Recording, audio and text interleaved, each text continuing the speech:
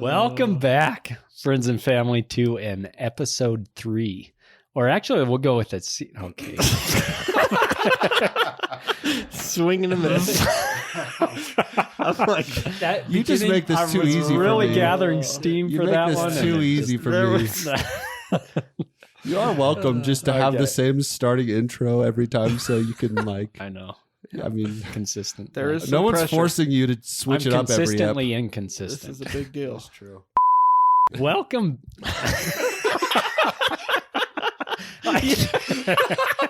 You wanted it way too bad that time.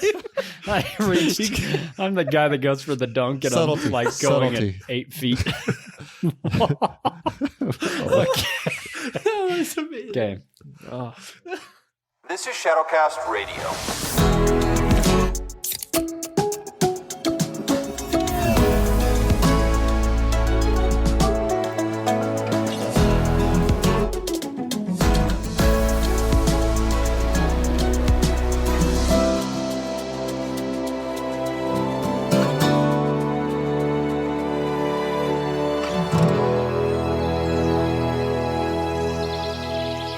Welcome back, family and friends, to a season 3 of Shadowcast Radio with your host, Owen Brazington. Preston Ackerman. Nathan Brazington. And of course, we got another member on our team as well for the guest this one. He's We're our co-host. Absolutely. Excited to have him on. So, Yeah, so did we ever clear this up completely? It's not a guest. He lost guest status. is that what I... Except he's still But he- listed as a that. guest on But the he show. gained co-host status. I'm That's actually right. here every week. You guys just never let me talk. Hey, I've tried to audition for the background laugher position, Look, and so I'm super jealous. it was a competitive. They did not take me seriously. Well, is he off of his testing phase? We Nathan. haven't moved on to the next. I'm still on probation. So You guys didn't even tell We're me I was really- on probation. we're really looking forward to see if you can break that barrier. Yeah. Well, We're excited. We'll give By you a the call way, for a second interview if you. I'm get it. Andrew. I don't think we mentioned that. oh, Oh, we're gonna try to go the whole time. no, just kidding. Yeah, I know so it. this is Andrew Nealand. You will he's been on quite a few times. He's a co-host and he does all of our creative work as far as the intros, outros, transitions. Mhm. Has done really, I think we still have links to some of your other work on our so tell us, I don't think we've had you on since, but tell us about your new studio. How's that going? It's been incredible. So we opened up in July 2021 and spent like the whole beginning part of the summer getting our building ready. We're in downtown Rock Springs, and it's been a crazy adventure getting that started up.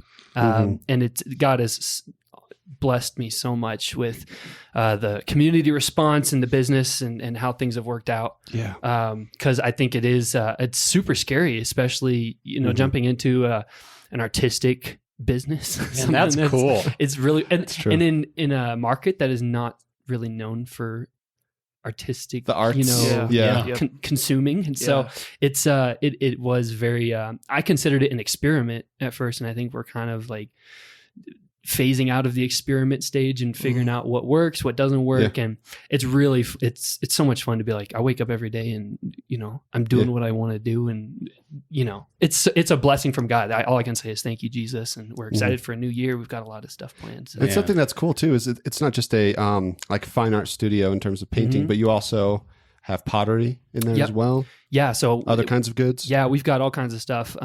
As far as like, I've really worked hard on like diversification. That's been a big thing. It's like, I'm a painter, a wildlife painter, a landscape painter primarily. But I do that. And I've also got, prints besides that. We've got pottery that myself and my 2 younger brothers have in there, Caleb and Matthias. Their work is almost, I think, is outnumbering mine in the pottery world now. No kidding. They are Okay. they are amazing. They're good. So I've got that. I teach classes for kids every month, and then once a month I've got an adult workshop I do. So I mean, constantly keeping things moving. And I think that's what's a lot of what's contributing to the success and it Awesome, working. man. Yeah, Your praise cup God for that you made with the buffalo on it is my absolute favorite mug that I got for my wife got me for Christmas. And it's a giant buffalo in a perfect pose. Yeah. And So I you're love mixing, you're mending both of those artistic forms there in that because you painted on the buffalo or the bison onto a mug that you created. Yeah, exactly. And it makes the process a lot longer. But it's something that like I don't know why I never got into it before of like combining like drawing and painting with pottery. And I'm like, duh. Man, it's awesome. It's a great duo. I think the product is good. Well, and if you guys listeners are ever, some of you will maybe never be in Wyoming, but for those that may be, if you're ever traveling through or live here, check out Neelan Fine Art here in Rock Springs, Wyoming. And if they are not, what's the best way for them to get in touch with your work? Yeah, so the website is neelandfineart.com, and I try to keep that updated as well as most. And how do you spell that? Neeland is Kneeland, Neeland Fine Art. Perfect. That's also on Facebook. That's what I update the most as far as like events and advertising for classes and new sales. And you just stuff. get on the line there and On the line. On the line? That's what you do. Oh, on the line. Or go to shadowcastradio.com. We will have, under the bios, we'll have links to some of Andrew's work. But also, I just want to give a shout out to Preston. Preston is he is our... man, he does it all. He does our sound tech. He does our audio editing, website design, graphic design. I do our heckling. It's that great. is probably his strongest suit. I'm just kidding. No, God has blessed you. You're great at it all, brother. But he's done a little work on the website, a little mini refresh for season 3. So check that out. Added a little and bit new of color. business cards Very colorful. We're working coming on soon. We're working on them. Double-sided business cards. Yeah. Yeah. I feel like that's less impactful than the website. But I don't know. I think Still that's valid. I think that's the way going forward. A lot of Can people order their business cards? yeah. So email us if you want one of our new business cards. We would love to get those to you. Okay. they're not. Preston designed also yet, handles but- our shipping and handling department. Yes, because we definitely have one of those.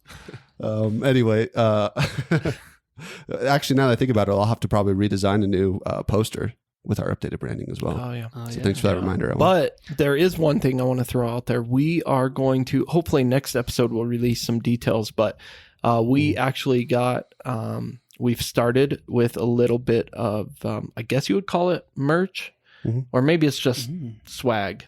But anyways, we're going to have some products that can be, that we're going to do some giveaways on. So we will release some more details maybe next episode, but we're excited about that and get some Shadowcast. If you need a beta tester, let me know for those products. You're already in. Absolutely. You're already in. And the calendar, the Preston calendar, I'm really excited about that. So yeah, tell the audience about we need that.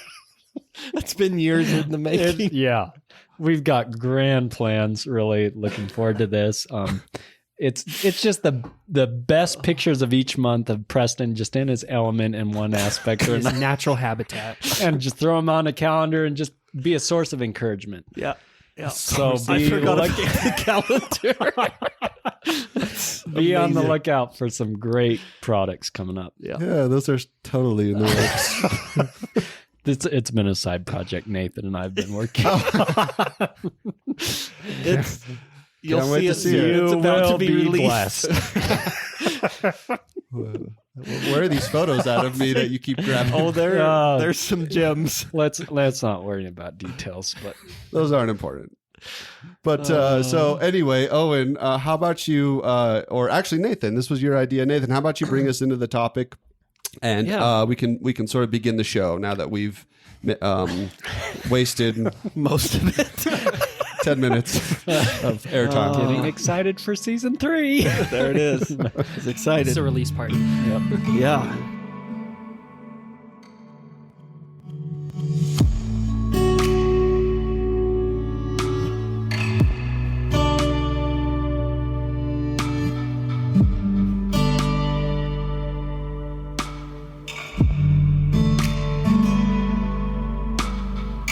So, so this is going to be our first episode of the new year 2022. Yeah. And a lot of podcasts do, looking either behind to the year past or forward to the year ahead. And maybe we'll get to that one of these episodes. Mm-hmm. But we thought it would be fun just to start off kind of lighthearted and just enjoying the joy of the Lord. And so we thought, man, let's talk about humor a little bit. It's something we all appreciate, and there's plenty of heckling to go around on the show.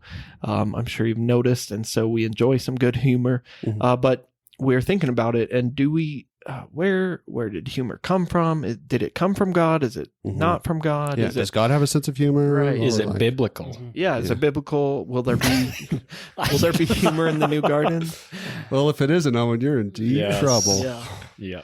So I wanted to start off with and let me say this too. Andrew has a great sense of humor. We have a lot of fun together. And actually I feel like your whole family really just has a great sense of humor. We've all enjoyed good times laughing together. So we thought how appropriate have you on, brother, as part of the team and start the year off right. That sounds really nice of you. I don't really know. I feel like, honestly, the funniest people I know is also my family. Like that's honestly like it's. I've laughed so hard with my brothers. Like have you ever had one of those like laughing spells and you can't stop? Like you want to stop laughing but you can't, and it starts to become painful. Yeah. That has happened like almost exclusively with like Caleb and Matthias. Like, and even so the twins too, dude. Like, because they're in the youth group now, and they're so funny because they're so different. I feel, but like each one of you guys is different. Is so different, but you're all very much like have like similar Neeland like quirks that get expressed in these different personality types. My dad, they're all so funny, hilarious. He's the funnest guy to watch a movie with because like you won't want to watch the movie, you just want to like laugh, listen to him because he's got a belly laugh that would just echo. That's awesome. It's so good. Your uncle. Oh yes, him and I had some heydays back in the. Man, he's a lot of fun to joke with as well. They used to get in trouble for that tonight. Tonight? I think he's tonight. Yeah. I'm I excited wish I for would have that. known. Yeah, I think he's coming in. You should have just joined us. Yeah. Yep. It's been a long drive. We got a Missed lot of good opportunities. stories.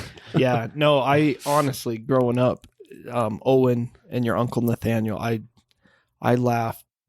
Yeah, it was just pretty much constant entertainment. It was better than any sitcom for sure. I laughed at you guys throughout growing up. I feel like it was awesome. So you guys were a lot of fun, and sometimes you and Preston actually remind me of that relationship too, where it is. We've had a few joyful and a little bit of heckling and a little bit of we were one time in a huge. Have we determined if judgy is a good or bad thing? It's a funny, it's a biblical type of humor that's real. There's an element of fierce judgment. Fierce judgment. I just remember you had told me to sing louder or something, and we were singing a song. I can't remember what it was, but there was a verse on judgment and. Oh wait, was this during worship practice? During worship, no, it was a Sunday morning service, and there was a verse about judging others, and I sang that part real loud next to you and looked at you and said, "Did you hear that verse?" Yeah, that's the kind of interaction. Your subtle like looks, and when you inflect your voice, like I know it's pointed at me. You got that down to a. Yes. Well, you picked it up yourself. You're a master at that. Okay. Speaking of like judgment and stuff, we're thinking about my brothers and stuff being funny. I gotta say, I just remembered this. Like Micah, he's like 13 now, but I think he was probably like maybe 8 or 9 years old or something. And he, for some reason, we're talking about something about like someone being summoned for jury duty or something, in the conversation, and having to go to court to do all that, and he just totally forgot what the word was. He's like, "Oh, someone have to go to Judy duty." Judy. And he totally lost like Judge Judy, Judge Jury. He's like, so now we. Fun fact: that is what they call Judy duty. Judy duty. It's funny when you go on Judge Judy. Yeah, I didn't know maybe. That. Oh. Yeah. Or they should Owen would anyway. know what Judy duty is. I never been there. It's a great branding opportunity if they're He's not. on Judy duty. Yeah.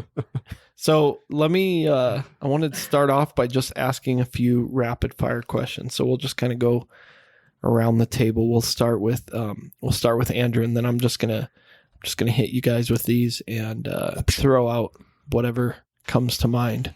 If it's, I don't know if I like rapid fire questions. you know. All right, so let's start with Andrew. Totally did not consider his protest at all. Sorry. Okay, Andrew, what's the funniest word to you? Funniest English word. I don't know why. The word phlebotomy. It gets me. Yeah. I'm like, It's a good one. sounds like it should be something else, but I don't know what it would be. That's valid. Okay, Owen, what's one time you laughed so hard you cried? Oh man, I think there was an episode on Chosen where it was such a funny moment to it because it was so absurd the situation was. But anyway, Jesus is with his disciples and he goes to stay at this inn, and the innkeeper's like, listen, one of the rooms in the house is haunted. Mm-hmm. And Jesus is like, oh, I'll take that one. I was laughing because he was so excited that he ran into the house. And I was like, this is an absurd thought that got us excited to stay in the haunted room. And awesome. I thought they took some liberty there, but it was really funny because it just was absurd to me. That is a little funny. Preston, what's the funniest animal to you and why? Okay, I would say dogs, because what something that's so funny about dogs is they'll like crash into things and not be embarrassed by it, and that's funny to me still. Obviously, they're just animals and whatever; it's no big deal. But I've seen so many like They don't even act hurt. yeah, they just will like run into the couch and just like. As if nothing happened. Just they're like, oh, I'm fine. It's the funniest thing I've ever seen. Little kids do that Those are too. That's true. true. Children, That is true. children have yet to learn the skill of being embarrassed. Yes. But anyway, I just because dogs are so common, I see some. They're so silly. I don't know. Dogs are pretty funny. There's good moments there for sure. Andrew, have you ever laughed so hard you had a bladder accident? Oh, You don't even have to share what it was. I definitely wasn't laughing when those things happen. No, I was thinking about it. I don't think I ever have. I'm very strong. you're very Strong. He has a strong fortitude of the bladder. that is admirable. Iron bladder. It's admirable. Good. I've come to the verge, but never past that line. Okay. I feel like I've been close to on that, but Yeah. And there's degrees. Not necessarily. there are. Level of accident. I mean, because there could be like a full accident, but and that hopefully none of us. Full blown accident, and you. But there might be like the partial accident. I don't think there are degrees. Anyway, I'm gonna push back on that. Okay. All right. Either way. Owen, what's the funniest meme you've seen lately? I love the Kermit the Frog ones where he's drinking tea and the silhouette. Yeah. And it's da-da-da-da, but that's none of my business. Yes. I love Those ones are. I love those ones. Those are good. Those are good ones. man. Getting all in my business. Kermit, yeah. Okay, Preston, what's one thing you said or did that made people laugh the most recently? What's one thing you said or did that made people laugh the most recently? I don't know. Did I make you guys laugh once? No. Never. No. Skip then. Pass. I'm just kidding. When you're irritated, that really makes me laugh. We were at a hotel once on a guy's trip enjoying. We went down to Denver. Oh, in Denver. And I remember you had your hands full, and Nate, Pete, and I, and Will Cornell were all going up in an elevator, and you had your arms full. Oh. And I remember you had on your backpack, and so we're standing there with a lot of people in the elevator going down. And I remember saying, "Hey, did you want that out of your backpack?" And you're like, "Oh, that's so no." So you set everything down, and then you turned, you got your backpack around, and it wasn't open, and yeah, and then you're like, "It's not even open," and I was like, "Oh yeah, I know," but I was saying, "Did you want it out?" And so in the meantime, we missed the elevator, so we went back up and then came back down again. And so the thing when you get irritated, I've been trying to. That is the funniest moment you've ever had, Preston. I do. Your reactions make me laugh because I'm pretty sure I was being. We just had a lock-in at our church in the youth for the youth group, and I'm pretty sure like everyone got a huge chuckle because I had went to bed a little early and they carried me out of my. He went to bed like an hour and a half before everyone else. Which, by the way, is still like in the middle of night. It's a lock-in and like 3:30. It's early in the morning, and I'm like, I guess I'm tired at 3 a.m. So anyway, some of my friends carried me out and in my cot and put me in the hallway, and they were chuckling the whole time. And you didn't just wake up to that? No, I did. Oh, and then I just didn't care. All I did was just get up and then take my bed back into the youth room, and then I went back to bed. All right, fair enough. I don't know. I'll be someone's punching bag if it means they get a good laugh out of it. I don't mind. This is Were you shaping up to be sanctified when you responded? I don't think I was mad. No, That's I feel good. like it was funny, That's impressive. even though I good. was a little I tired. thought you might be a little Under mad. trial. No, I wasn't mad. It was funny. I think we kind of started breaking your cot a little bit, though. Well, actually, that cot was a gift from Owen. Oh, then it's fine. Actually, So you broke Owen's cot. I was wondering when I was getting that back. It's on Okay, its way. so Andrew, what's the funniest accident or fail that you've seen? I'm a huge connoisseur of like fail army stuff. Yes. My favorite one was just this video of a guy. I wish I would have seen this in person because that would have been a bladder accident. It's this guy in a gym, just full confidence, steps onto a fully running treadmill. Oh man, Yep. Just as if Going it's for not it. running, Oh. and it has to be going like 8 miles an hour. Dude, that would hurt. And he just flops his body, and it flops, and it keeps flopping because it's Oh, running, no. and so he's like flipping his body over and over Oh, again. That humor gets me. Like you're a Fell Army type of I humor watched person. it on repeat for like 5 minutes. I was like, I love like slapstick humor. Yep. It gets me. I don't know what it is. Is that your It's thing? growing up in a boy house, like no sisters. Like Yeah, I love watching people getting hurt. it brings me joy. Like Owen and Preston hurting each other. Yeah. Never. I would never hurt you. Well.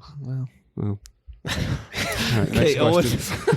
who's the funniest movie or show character to you? Oh man.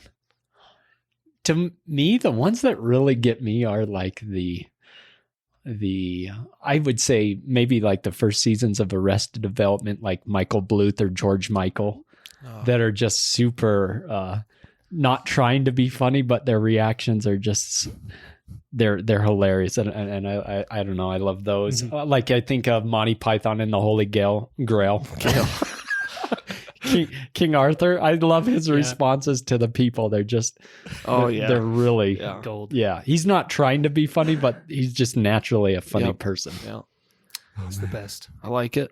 Okay, and the last one, Preston, what is the funniest T-shirt you've seen lately?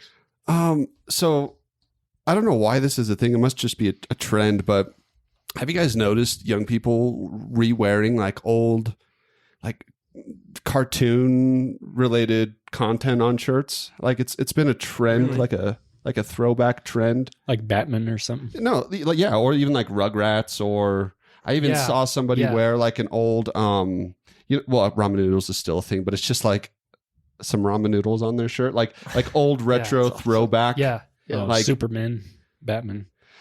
No, I haven't seen those ones. Marvel But characters. yeah, like obviously, but no, like the throwback ones. I've seen like old Nickelodeon, like all the shows I grew up with. And Yoshi. Goodness, not seen Yoshi yet. No. Oh, they're on there. No. like a roller skating or juice box. Okay. I don't know, but I just find those high C. kinds of shirts just really silly and funny. I don't know. I don't think I'd ever wear one because it looks tacky to me, but I don't know. Especially when it's a young kid that like has no idea of that. No clue. Like the cultural context. My of little that. my little niece wears these old band, like old, all these old heavy metal or rock band shirts, and she does not listen to their music at all. You're like, good. And I'm just like, don't listen to them, but also, why are you wearing that shirt? You're like the 1995 tour destinations. So you guys, it's the weirdest thing. I don't know you guys why. know how like sometimes there's translation, like it was popular for a while to get like Chinese tattoos and stuff. Okay, so we're in Colombia, Preston and I, and we're there in downtown Bogota, and we're walking the streets, and I see this girl walking towards me, and she has on this Nike shirt, and it was the weirdest translation because it was in English and everyone's speaking Spanish there, and so it says, "I'm not owned by anyone," and it said Nike. So I was like, well, I don't know if that was ever in dispute, but You know what else is awesome with that? Sometimes if you get a product made in China, they'll have like the safety tags on them with like the little picture, and like don't use this product for this or whatever. Yeah. And sometimes those are definitely like lost in translation at times. Like it'll be the iron and it will show it like, don't put it on your face. And you're like, okay, wow. Like is this an ironing pandemic in China? What do they do in China? But what else? Some of those are awesome. Yeah, and also like the scam messages, those get lost in translation as well. Their English is always so tacky. Yeah. You're like, I am not buying that. The king of Dubai is writing you. You're like, I don't buy your pitch. That's so right. Pete, what about your favorite moment? One of your favorite moments on Shadowcast history or history? We have a history now. Well, I do 2 seasons in. 2 full seasons, yeah. I do always enjoy the back and forth with you and Preston. That's pretty funny. One of the Preston, I just apologize, but one of the recent ones was the Pat form.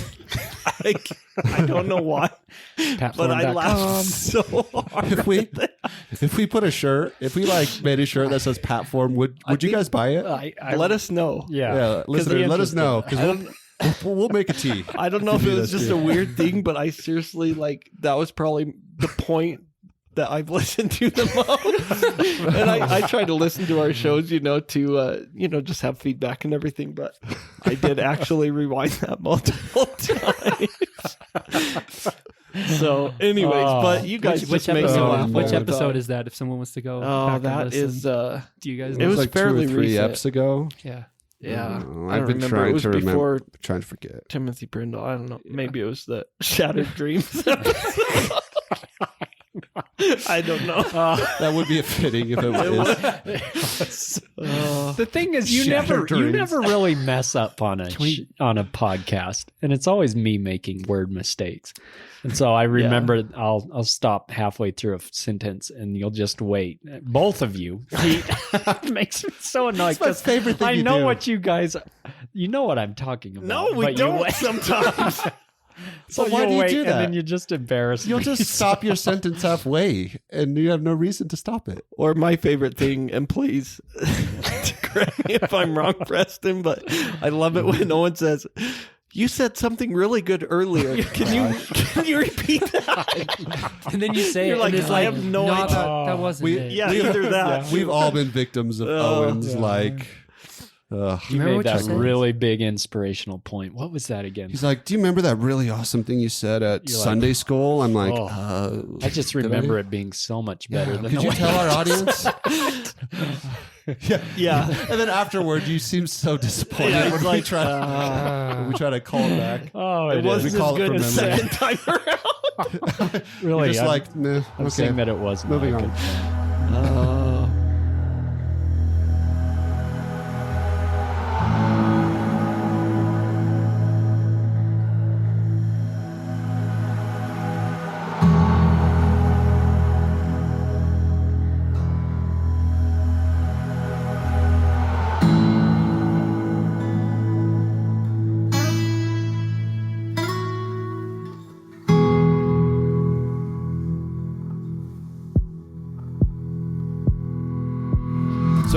like by and large within many Christian traditions, it's become sort of the cultural expectation that churches aren't for jokes or laughter, especially maybe you might get this maybe in like Catholic churches where it's very liturgical, sort of high church style.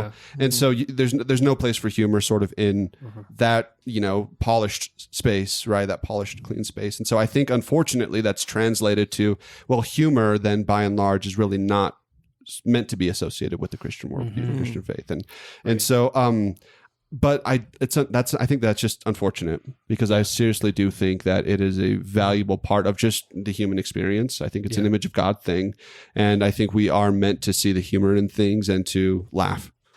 Absolutely, yeah. I think of like God is the author of humor.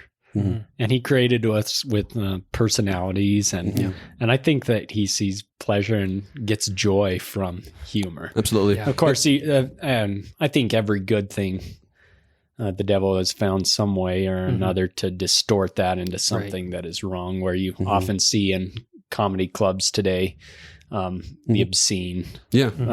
Laughed at and things that are good and distorted. And that's a common aspect of humor today, and it's too bad. But I feel like when we get to the new garden, that's going to be restored to where humor will even be personified to greater levels, where it's being carried out to its fuller intent. Yeah. Laughter is one of those things that is a part of the human experience, like you said, Preston, that like from the time that a child is, an infant, they can laugh. Yeah. Like it's something that like you can do things and make a little baby laugh with humor. Yeah. And so I think that is definitely part of the image of God. Yeah. There's all kinds of stuff, even throughout the Word of God, through the scriptures, that are ironic and hilarious and witty and a lot of hyperbole, things that are meant to actually, I think, poke at that emotion that God put in us,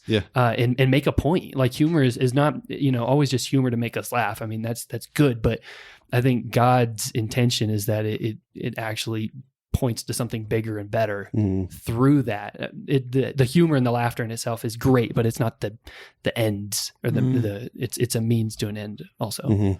Yeah, oh, that's really good. I like how you mentioned that there are different types of humor, even because I do think that, I mean, you mentioned irony, you mentioned slapstick earlier, kind of just situational humor. What I mean? What else what other humors are there? I think like one of the keys as far as humor goes, and like this, is a part of a lot of like stand-up comedy and stuff, kind of is getting people to go down a track with you and then unexpectedly change directions. So the unexpected is often what's funny to us. Okay. Even for like going back to the example of a baby, unexpected things will just make them laugh or make them cry. Right.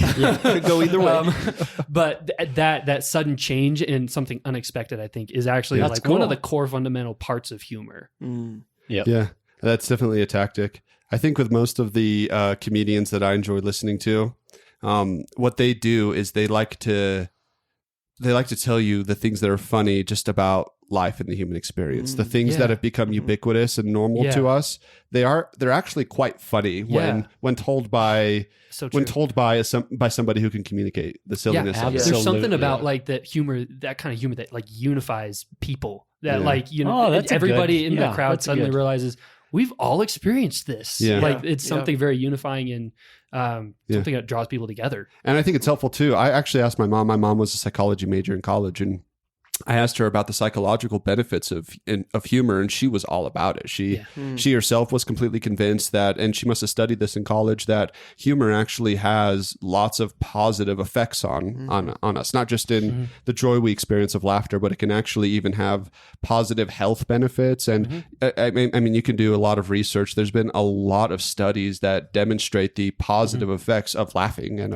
of humor. It is something that I think we're meant to do, and it's good for us. Proverbs Proverbs 17:22 says, "A joyful heart is good medicine, but a broken spirit dries up the bones." That absolutely applies to what you're just saying. And I think this is something that has been recognized too throughout history. There's been many writers and theologians who have cued in on this idea. So G.K. Chesterton, in his book Heretics, this is a quote from him: "The secret of life lies in laughter and in humility." And there's so many of these actually. So Spurgeon had this.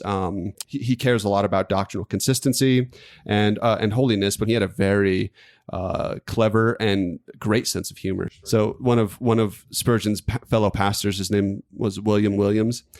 He wrote, as somebody who was close to Charles Spurgeon, he wrote, quote, "What a babbling fountain of humor Mr. Spurgeon had. I laughed more, I verily believe, when in his company than during all the rest of my life besides." And he had the most fascinating gift of laughter, and he had also the greatest ability for making all who heard him laugh with him. When someone blamed him for saying humorous things in his sermons, he said, "He would not blame me if he only knew how many of them I have kept back." That's awesome.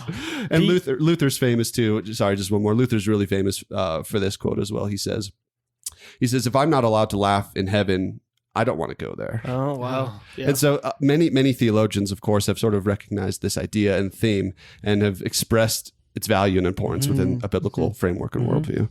Yeah, absolutely.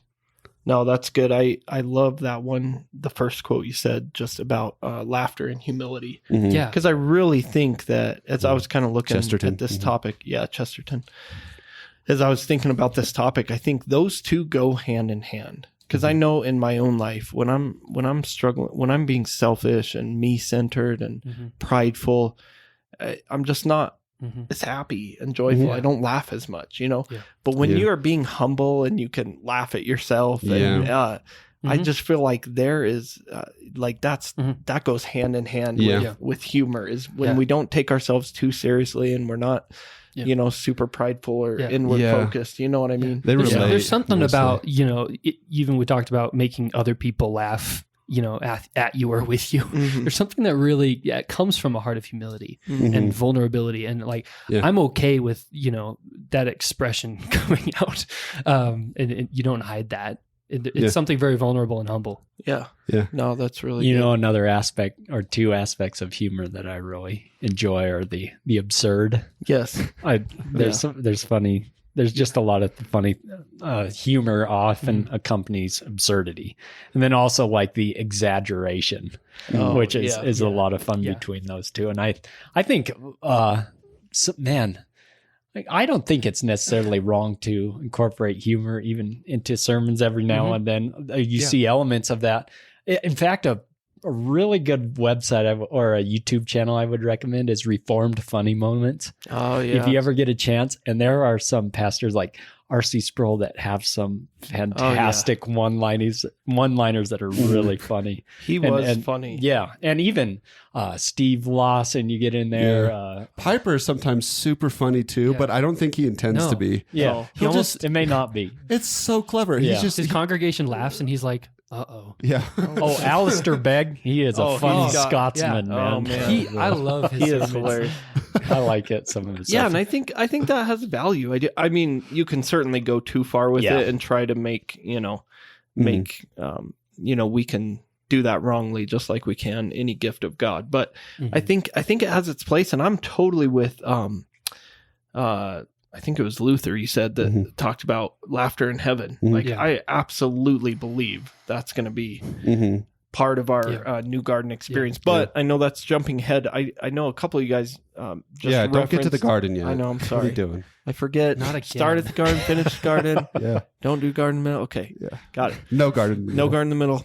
Pointing people to Jesus. So what Jesus in the middle. What argument can we make though that humor does actually come from God? Yeah. So I think Michael Howdeman, he's the founder of Got Questions. I looked up what he had to say about this, and really I think he had a great way of framing this. He said, quote, perhaps the best indication that God does have a sense of humor is that he created man in his image. So Genesis chapter 1, verse 27.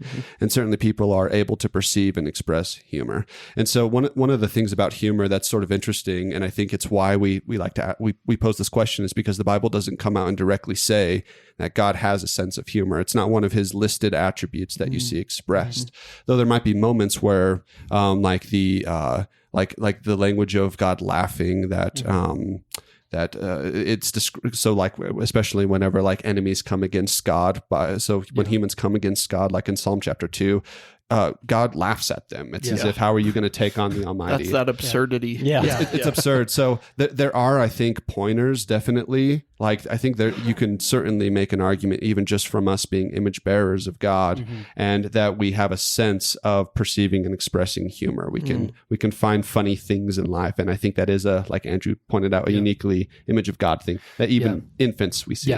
And I think if you also approach the Bible understanding that God ultimately wrote it inspired the authors, you suddenly find so much hilarity. There's funny stuff constantly in the Bible that I think sometimes, as believers who've, been in the faith and been in the Word for many years, you kind of get dull to it. You don't quite get. You become familiar with the stories. The zing doesn't get you anymore. And a lot of times, like I read through Jesus's teachings again, or his like rants against the Pharisees, or his parables, and I'm like imagining hearing this for the first time of like, take the log out of your own eye, and I'm like, that had to catch so many people off guard. Like that's hilarious. Just the language and the imagery of things that you're just like, that is absurd. Camel through the eye of a needle. And you're totally like, that's impossible. And you're like, maybe they weren't all laughing, but it's humor and something that, pokes that sense in the image of God in you. That where you can identify with that. My favorite, I just have to say this. I was looking through some like verses today because I was trying to get ready for some of this, and my favorite like funny verse that I found the whole time was Proverbs chapter 30. Hold up, let me find it. It's verse 2, because it's a proverb written by Agur, the son of Jakeh, something. I don't know how to say his name, but verse 2 says, "Surely I am more stupid than any man." And I like, that's literally the verse. And I do not have the understanding of a man.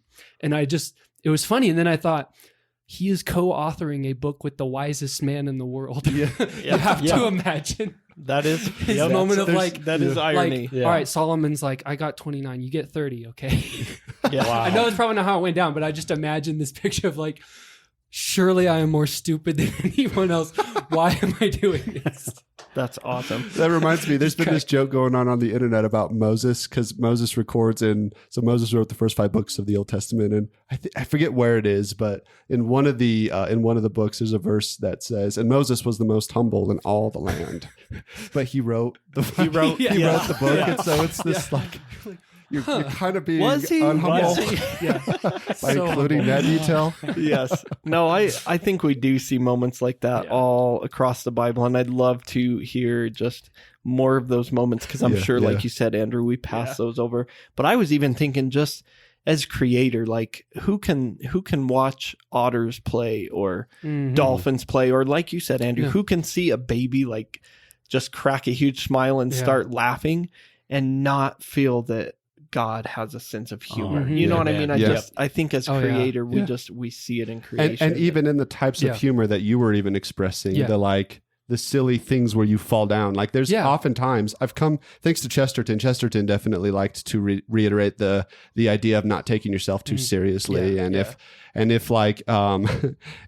your hat falls off and by the wind, you're chasing it, that looks silly, but really that's funny. And God is doing that. And so anytime I have a slip up or something silly happens to me where I ought to be embarrassed, I chuckle, because I think obviously the Lord who's sovereign instituted this seemingly random silly thing. I think ultimately just for his glory, and because it's funny. It's again a link between humility and humor. He's telling a story, and he uses the same devices even in the scriptures that he does as he unfolds the story we're living in now. And so there's so many instances where God will utilize irony throughout scripture, or inverse situations, or sort of unexpected moments, or even like a pattern. So like one of my favorite ones too is where you have Yahweh, it's recorded as Yahweh. And so he comes to Abraham and appearing as a man with angels, and they come up to him, and the promise of God is that Sarah's going to give birth, and they laugh. Yeah. And so then in response, Yahweh tells them, well, you will have a son, and his name's going to be Isaac, which means laughter. So you laughed because of the absurdity of having a child at an old age. Now your son's going to be named Laughter. He's like, yeah, it is absurd. Yeah, I know. it is absurd, and you will forever remember that you laughed. The laughter. At this. And so I think that's a clever moment where that pattern there is being alluded to. Hebrews 11 mentions that story about Abraham too. I love the language it uses because it says, and Abraham, who was as good as dead, had a son. He's basically on his way out the door. Yeah. Well, let me ask you, Pete, what are ways in that we've seen that humor element distorted, used for evil? So yeah, I mean, we see definitely, obviously, with the fall. So what God, I think, we can clearly say that humor is from God. He has a sense of humor, and we can talk more about that from Scripture. But I think, definitely with the fall, we saw a distortion of that, just like everything. And, like Preston, I think you mentioned most, or maybe it was you, Owen, but most of what we see today in secular comedy is really... I think it's really either crass. Yeah, it's crass, perverted. It's perverted, or it's very like tearing down, mocking, kind of brutal. Everything. Yeah, I think it's everywhere, and so it's humor. I think it's a highlighting of things that are evil. Yeah. A focus on things that are wrong, or it could be. It's finding an amusement in them, because that's what humor is. You're amused by a situation that you find funny. It's actually tapping into like the fleshly part of every person who wants to kind of break down that wall of like, because of shame being associated with sin. And now you have permission to associate laughter and joy with sin. Yeah, and that's like, good. You find amusement in it. Suddenly, those walls start breaking down. And you see comedy sketches. That's really interesting you say that, because there's comedy sketches where it becomes very vulgar, where that sense of shame is now gone. People discuss things that would be shameful. And you're like, oh man, it's disturbing, yet it doesn't bother them. They bulge on right ahead. They become accustomed to it. It's a normalization of things that should be should take us aback because it's sinful. Absolutely. So it's really making light of that and comedy of it. And you know what? There's something I've thought about this. I've thought about humor and how it's used wrongly, and really, there's no originality in it. Yeah, not really. It gets old after a while. Creative. Yeah, it's not creative because it's against the creator. So by default. It's not. Point. It's going to, in the end, it can't be. Right. That's a good thought. Yeah.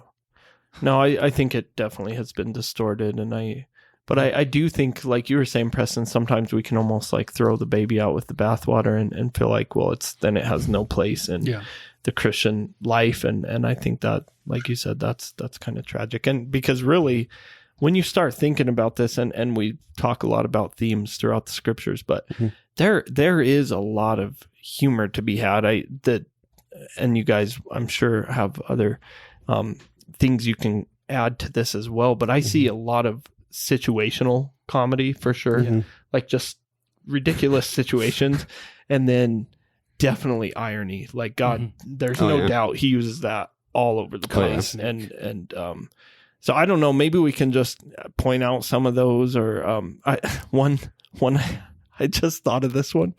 I think it's when you said Proverbs, and I just remembered the proverb. It's in Proverbs 21:9 that says, "It's better to live on the corner of the roof than with a brawling woman in a wide house." And I just picture like this random guy huddled up on the corner of his roof, like, "Hey Ted, hey Dave," like, what? Just that mental picture is so silly, but like, and it's to make a point, but it's absurd. Like, no one lives on the corner of their rooftop. you know. And I think even just like some of the commonalities and expressions used by past cultures that we re-listen to and read today will just appear funny to us. There's been so many like depictions of how Solomon, how he expressed how he loved his wife and had all these descriptions of her, like goat's hair and your neck, the neck of this woman being like a tower. And like those things are really silly to us, but maybe to them it was like it was romantic. Like that was deeply poetic and romantic. But for us, we're just cracking up. There's like an illustrated That's what I was version just of going to it. say. It is. It's horrendous. The creepiest looking piece of artwork you've ever seen. It's like they take every description of this woman and like put it all and together. just put it together. Put it literally on It looks her. like a Picasso piece. It was so Seriously. good. It's insane. That's funny. There was one moment in one of R.C. Sproul's sermons where he's at a serious point and he's like, listen, guys. And this is along the lines of what he's saying. He's like, listen, guys, I've probably written over X amount of books, 50, whatever. And he said, I'm not asking you to read them all. I'm just asking you to buy them. What? And he's like, I'm just kidding. But That's awesome. yeah, because no one saw that coming. Totally catches you off guard. He's Totally, like peddling yeah. his wares in the middle of a Yeah.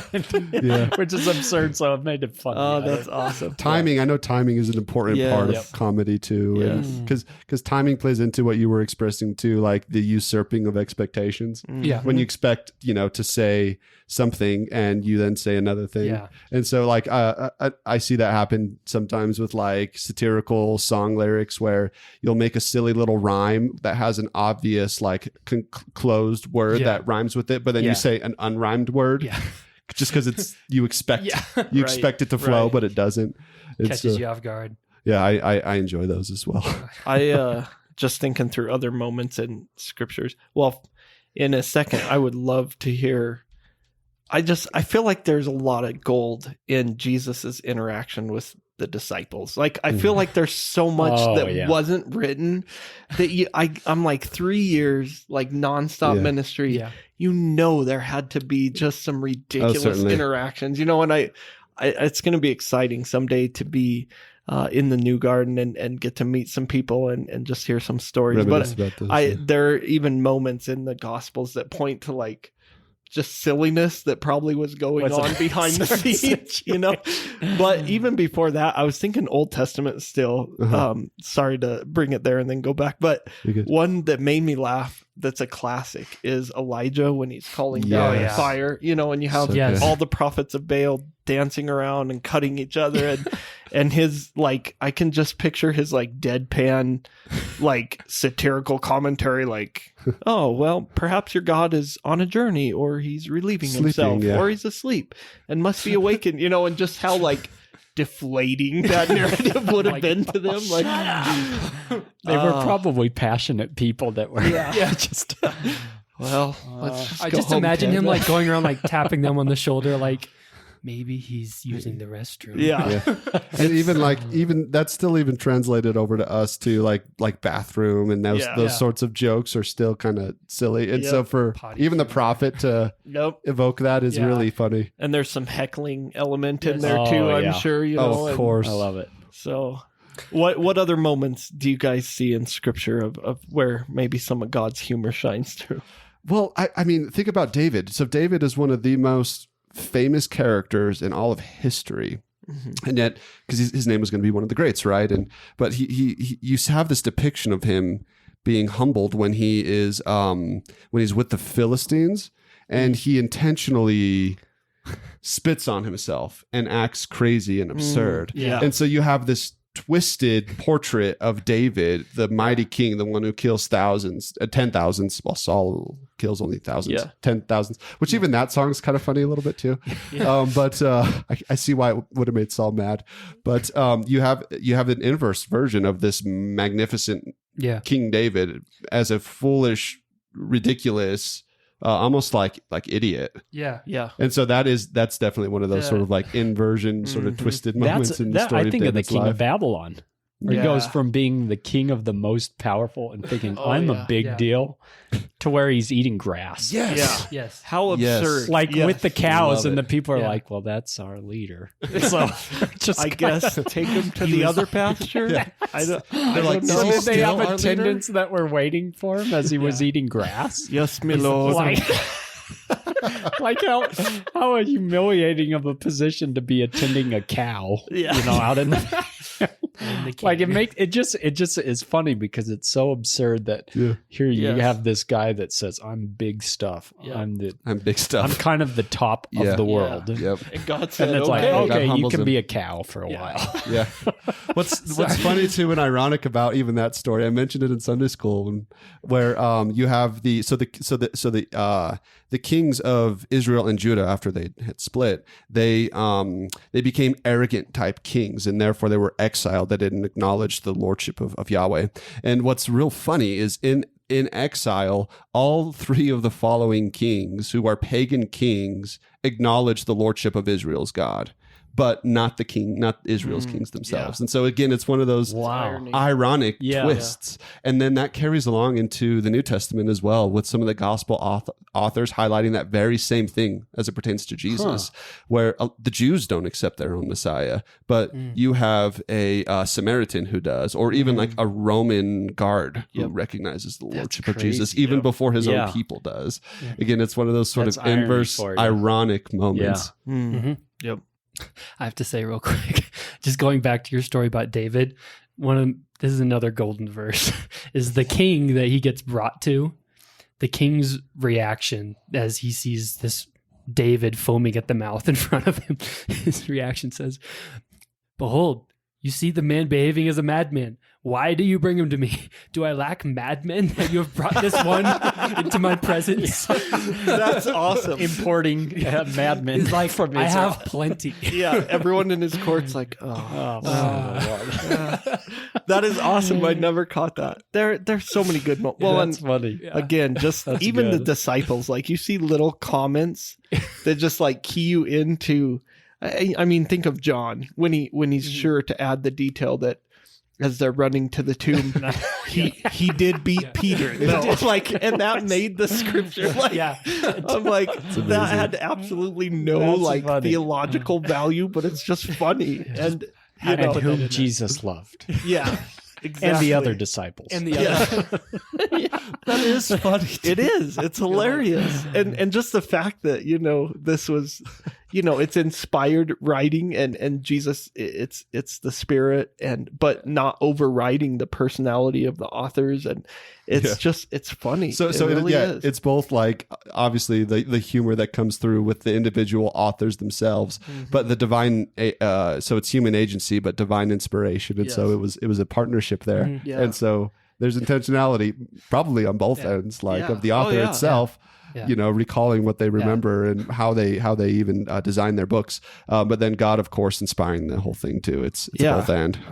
I think as you like look at the church history going forward, even though out of out of the time of the apostles and all of that moving forward, past the biblical narrative, I think you get to see this idea of a smile and a laughter at the future that continues on past Jesus and into the future. So like, there's just this infectious joy and a smile through like persecution and through, those hardships, that in a way that you can have that perspective that we talked about, where in Psalm 2, where God looks at the nations that come up against him and he just laughs. Like it's humor to him. It's amusing. Because he's like, this is absurd. Yeah. And I think that going forward, like beyond that, like as it applies to us today, that is the perspective we can continue to have, is that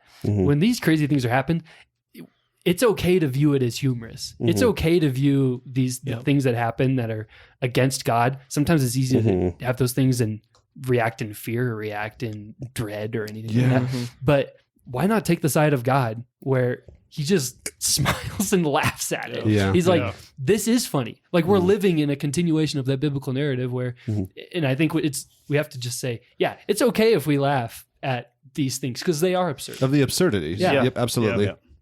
Yeah. Of the wisdom of the world, which is itself absurd. Yeah. It's okay to laugh at those things because I think sometimes we try and like respectfully debate ideas and, you know, at some point you just have to laugh at it. Yeah. I've had moments of that sort of crisis, you know, where I'm really bummed out and saddened. And I think we're supposed to be a type of humble people that our spirits are sorrowful and we're blessed because of it.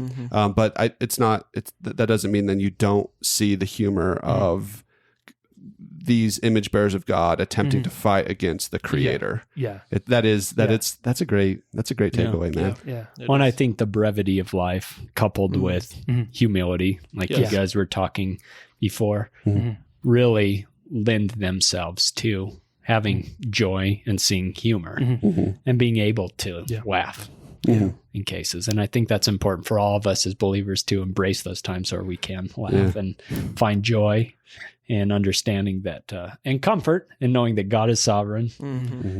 Our lives are short and we're not as big of a deal as we think we are, which can lead to a mentality of humility and be willing to laugh. Yeah, absolutely. Part of biblical humor, I think, and biblical laughter is also linked with a fear of the Lord, which is, you know, something else we've talked about on this podcast. And it's, I think that is actually a great litmus test for what should make you laugh.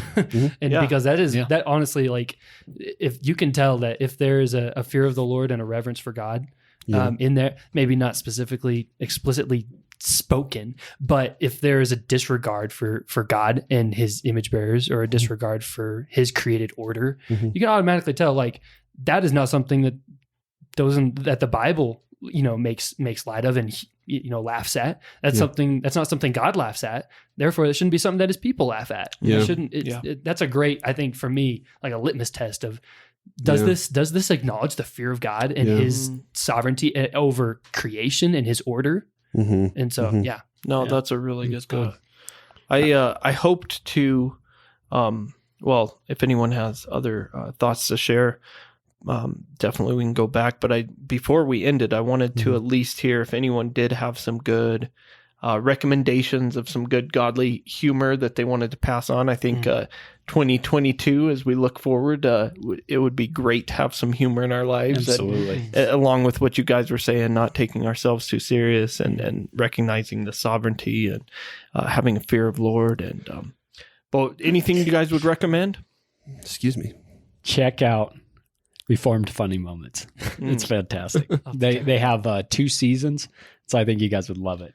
They're short. They're probably like 20-minute episodes, but they're fantastic. Those are on YouTube. Those are on YouTube. And I know that Lutheran satire is another good one as well. Like they have that famous "Come on, Patrick." Oh yeah, that's modalism, Patrick. That's modalism. Yeah, it's Lutheran satire. They're pretty funny as well.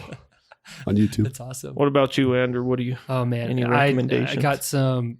I listened to a lot of, you know, funny podcasts. One of them, obviously, is the Babylon Bee podcast. If you have not checked that out, they are hilarious. Completely agree. If you listen to the episode where there's actually a guy on there. He's the background laugher, Patrick, and his job. His job's so bad.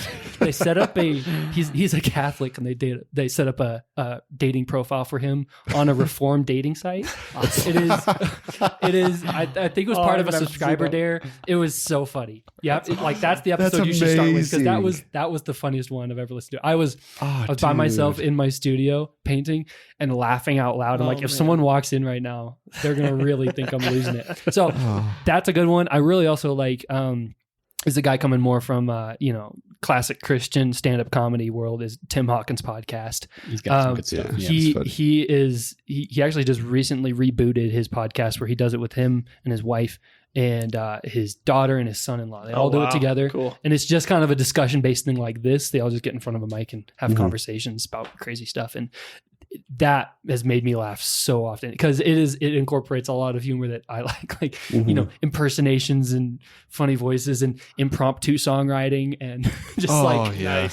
funny. Cool. It'll brighten your day. That's great.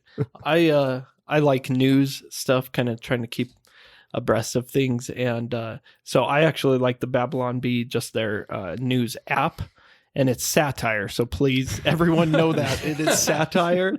But it is fake news you can trust. It is. That's right. That's the tagline. But it is so funny though, because it's sometimes such an accurate commentary on how ridiculous our culture is right now. And many of them come true. Absolutely. They've had fulfilled prophecies, which they talk about.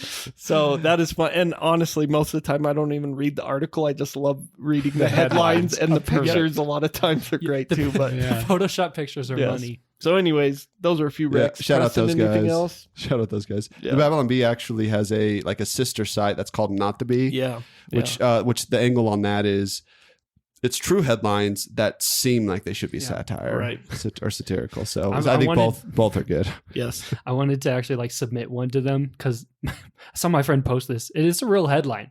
It says, a sinkhole roughly the size of 6 to 7 washing machines is closed northbound lanes on State Line Road. It's just funny that it's like the standard of measurement was washing machines. They will use anything but the metric system. Yeah. Metric system. We use washing machines. It just makes more sense. It's like even the fact that to people in Ohio, that's what it is. That's awesome. So funny. That is great. Yeah, even the fact that America is just so independent. We're like, we won't use the metric system. We'll measure with we will measure with our own. Yeah. So funny, dude. How many washing machines is it from here to Laramie?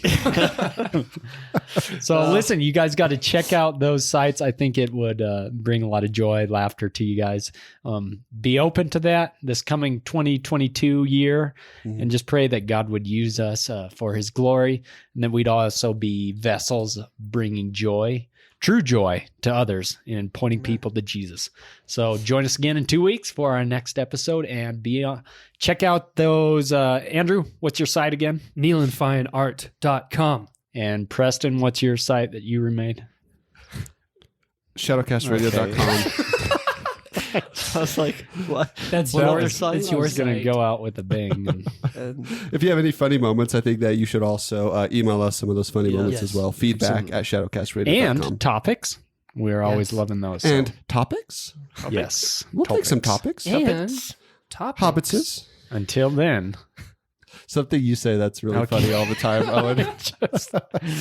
No, but you always call Finn a hobbit, and I think that is the funniest thing ever. Yeah. Or anytime you're mad, you're just like hobbit. Oh, I think I started saying that because Nathan said that. I don't know. It is funny though. Hobbits are funny creatures. I think Tolkien was on something there. Yeah. Anyway, God bless. Good night. Peace. Blessings. Out. Send us a message at feedback@shadowcastradio.com. Follow us on Facebook and Instagram. Check us out at shadowcastradio.com.